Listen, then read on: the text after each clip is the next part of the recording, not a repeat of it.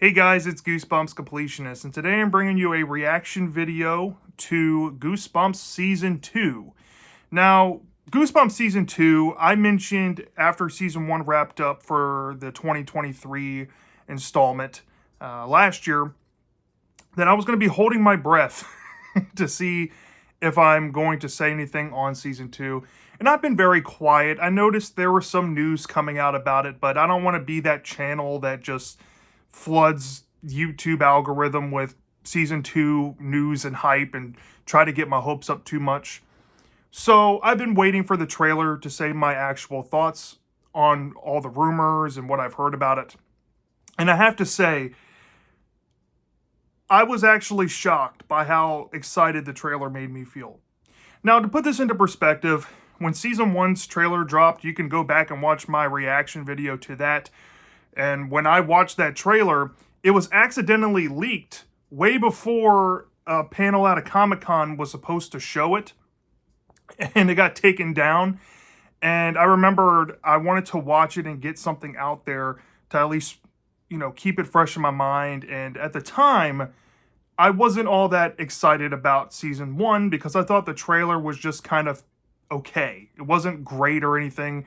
It didn't leave me with high expectations, or it didn't really set my expectations up too highly for it. Now, to juxtapose that to Season 2's trailer, I was blown away by just the clear evidence of tonal shift that they appear to be going with in this new season. And the season seems more focused already in the trailer alone than the former. And I said this as part of my gripes with Season 1. I didn't like the filler episodes of the 10-episode stretch. If you don't know about Season 2, they're cutting it down to 8 episodes. I didn't like that they didn't incorporate the books all that well into the plot, and it was pretty much filled with teen drama and a bunch of unnecessary crap in it. This looks like it's taking a core book, which is Stay Out of the Basement, and that core plot line is the driving force of the story for these 8 episodes, which will incorporate other books into it without having to feel the need to separate the stories into their own quote-unquote anthological piece like Season 1 did. And that, in my opinion, is what they should have done with Season 1, but I digress. And after seeing what the trailer looks like it's promising, it seems not only more expansive than the season prior, it seems not only more intimate and more feeling like Goosebumps in the season prior, but it just looks like they heard what people had to say and the criticisms people had to say of Season 1. And I'm sorry out there, I know a lot of you that might stumble across this video might be rabid fans of Season 1, and I've seen some comments, even on the Disney Plus YouTube page where they dropped the trailer, of people, a handful of you out there, wanting to see Season 1 characters come back or have their story wrapped up. If you don't know, there's a novelization out there that technically wraps up the story. So if you're looking for that, there's that. So, yeah, a lot to unpack with this, but yeah, go check out the trailer so you can see what I'm talking about before I go into anything further. So, with that out the way, when I heard Goosebumps Season 2, The Vanishing, got its title announcement, and I saw all these posters with David Schwimmer looking like he's wearing Eddie Brock's symbiote Venom on his back or whatever, and I saw some more posters and in the teaser where the Goosebumps logo looks like a symbiote's crawling up it. I had no idea what to expect. I thought that, hey, Sony is taking the cheap route again.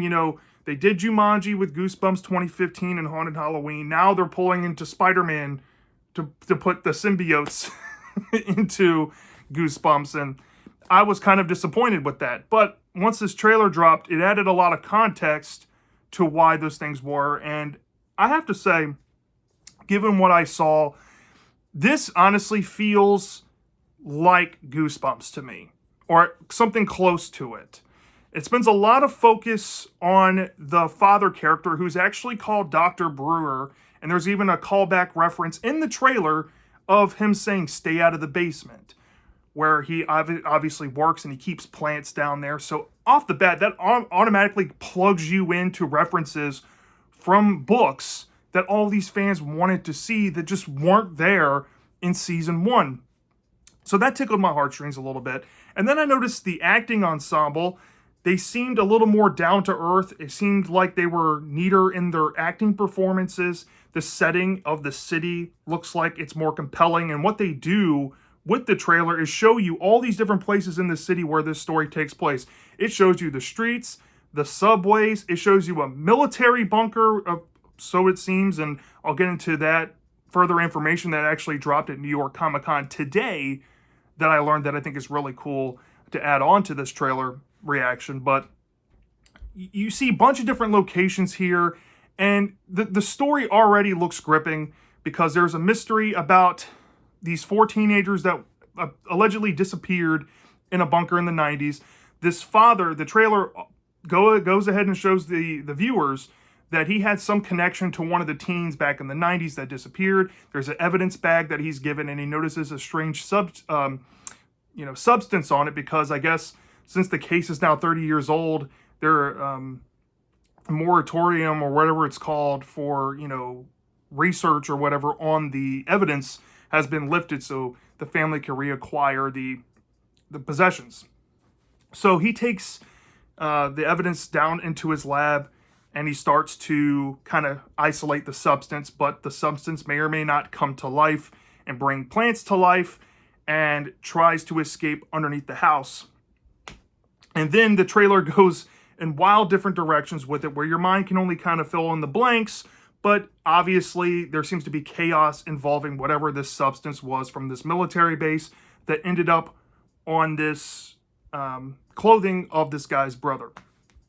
And it perhaps has infected Dr. Brewer, and now he might be acting strange and uncharacteristic. And his kids are now enlisting the help of other people, I guess, to go try to find the solution and the origins of this substance and what it's doing to people. And we see throughout the trailer there's some blood involving a woman blowing into a napkin, and the substance might be there. The substance is coming up through the sinks. We see a car looking like it's being possibly taken over by something, and the kids can't control it. We see a subway scene where there's like a crash going on, or some monster coming after a girl in there. We see an older woman screaming in the dark, bloody murder. Who knows? But this all ties, I guess, into context. You kind of have to know this information beforehand of the books that were announced to be referenced in this season. If I haven't already mentioned it before, Stay Out of the Basement is going to be the driving force story of the season for Goosebumps: The Vanishing. But it's also going to reference other books within the season. You have Series 2000's Haunted Car. You have Monster Blood, The Girl Who Cried Monster, Welcome to Camp Nightmare, The Ghost Next Door, and I believe one other story. I can't remember off the top of my head which one it is, but there's another one in there. So it's referencing quite a few from the original 62 and even a Series 2000 book in this season. And off the bat, it just looks like the trailer knows what story the viewers are going to be getting in the show, and I think it perfectly showed some really great hook points that doesn't give away too much of the revelations, because I'm sure there's going to be some plot twist a la what you expect out of Goosebumps.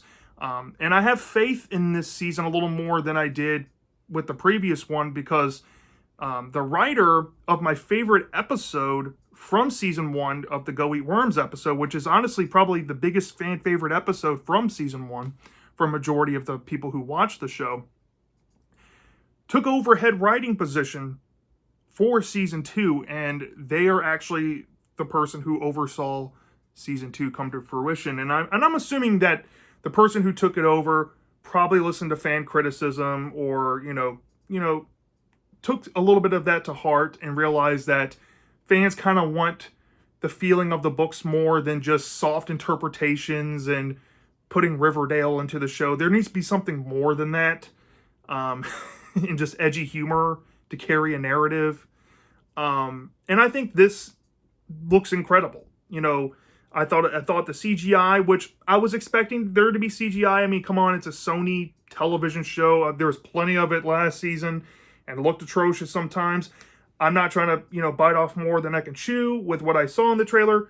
I'm assuming that there could be some really bad CGI in the actual season, but the CGI shown here wasn't too bad since it's just mostly sludge that you see. So I thought it looked, pretty comparable to season 1, but nothing too outlandish to make me already cringe. I thought the music was a little bit better in this trailer as well. And yeah, it just looks like something I want to watch. And I have to commend the people behind the marketing and the trailer and whoever thought to edit it the way it was edited. You did a good job there. So you get a thumbs up from Goosebumps Completionist on that. But to coincide with this trailer reaction, there was some news dropped about what to kind of expect in season 2. And I was shocked to hear that the trailer really does match up with what was announced. So apparently the story is about 4 teenagers that went missing in a military bunker in 1994. And I did not know that information beforehand. So the trailer is doing a good job at kind of dictating what the general idea of the story is about to kind of hook the audience in. So that further proves the point. But, they went missing 30 years later. Some new teens are dared to go back into the same military bunker and kind of rediscover this mystery, right? And this all plays into, I guess, aspects of the father getting the evidence bag and all of this too. So I learned that. But one of the coolest aspects, there was 2 things that I learned that I thought were really cool. One of the episodes, of the 8 episodes of season 2 here, is going to be entirely found footage set in the past. Which, if you're going to make a context dump or, I guess, a filler episode for information, at least making it a found footage episode sounds kind of intriguing. And I'm curious to see what they can do with this. And I know there's a lot of people in the Discord chat that I'm in that seemed hyped over a found footage type episode. Goosebumps is not really known for doing that. So this is definitely new and, I guess, different to experience. So I'm looking forward to that aspect in one of those episodes. I don't know which one it's going to be, but we'll know when we get there, I guess. But the second thing that I think sounded really cool is that while Stay Out of the Basement is the driving force of the story, and while it's kind of implied that the sludge is the quote-unquote main monster, apparently there's going to be multiple monsters in this season. Now, I don't know what that entails. Oh, yeah, the girl who cried monster, I think, was one that they brought up that the monster was going to be featured in. Obviously, you see a car, which could be a haunted car. Who knows how that's going to play out? But, yeah, I'm excited that they're actually trying to incorporate more monsters into the story without trying to force in an episode dedicated around them and then just abandoning them by the second half of the show. Which season 1 did. So ultimately, how I feel about season 2, y'all, I went from post season 1, hearing that a season 2 was already greenlit, of being just very cautiously apprehensive to being cautiously optimistic, to then feeling actually hopeful, and now feeling full-blown optimistic that season 2, I think, probably will be, at the very least, a decent season. It just looks like there's more competency here. I have no idea what the dialogue's going to look like. I have no idea how the character writing's going to look like. That can most likely sink this whole season. And I might be kicking myself in the butt later for speaking too soon on it.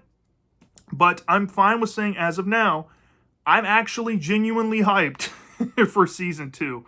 So yeah, that's my reaction of the season 2 trailer.